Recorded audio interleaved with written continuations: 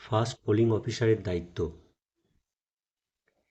Presiding অফিসারের অবর্তমানে তার অপটুতায় অদক্ষতায় ফার্স্ট পোলিং অফিসারকেই গোটা টিমের কাজ উদ্ধার করতে হয়। তাই সেক্ষেত্রে নিম্নলিখিত দায়িত্বগুলি ছাড়াও ফার্স্ট পোলিং অফিসারের অবশ্যই প্রিসাইডিং অফিসারের সমস্ত কাজ জেনে রাখা ভালো। ফার্স্ট পোলিং অফিসারের প্রধান দায়িত্ব ভোটার তালিকার মার্ক কপির দায়িত্ব। নাম্বার 1-এ ভোটারের আনা বিএলওর দেওয়া ভোটার ইনফরমেশন স্লিপ দেখে মার্ক কপি অনুযায়ী তাকে শনাক্ত করবেন। এটা হচ্ছে ফার্স্ট পোলিং অফিসারের প্রথম কাজ। দ্বিতীয় কাজ হলো জোরে জোরে ভোটারের নাম ও সিরিয়াল নাম্বার ঘোষণা করবেন, যাতে পোলিং এজেন্টরা শুনতে পান। 3 নম্বর কাজ, সমস্ত ভোটারকে ভোটার কার্ড অথবা পিসিআই নির্দিষ্ট করে দেওয়া অল্টারনেট ডকুমেন্টস যাচাই করবেন। এক্ষেত্রে মনে রাখতে হবে, ভোটার ইনফরমেশন স্লিপ কোনো অল্টারনেট ডকুমেন্টস নয়, তাই কোনো ভোটার শুধুই এটা দেখালে তিনি ভোট দিতে পারবেন না। 4 নম্বর কাজ, ভোটার তালিকার মার্ক কপিতে ভোটারের নামের ঘরে লাল কালি দিয়ে আড়াআড়ি করে একটা দাগ দেবেন।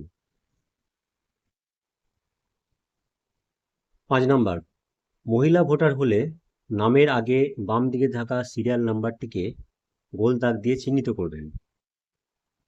6 নম্বর, মহিলা অথবা পুরুষ অথবা তৃতীয় লিঙ্গ যে ভোটের যে হিসাব সেটা ট্যালি সিটে রাখবেন। 7 নম্বর পয়েন্ট, 2 ঘন্টা পর পর, যেমন সকাল 9টা, বেলা 11টা, দুপুর 1টা, বিকেল 3টে, বিকেল 5টায় যে হিসেব সেটা প্রিসাইডিং অফিসারকে দেবে। অল্টারনেট ডকুমেন্টস কোনগুলো?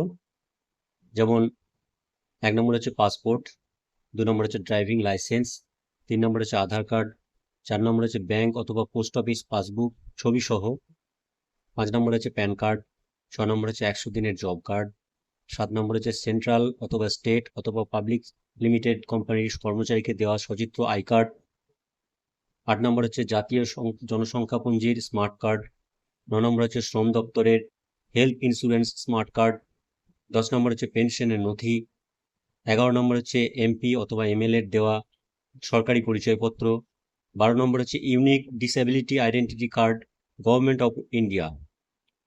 তাহলে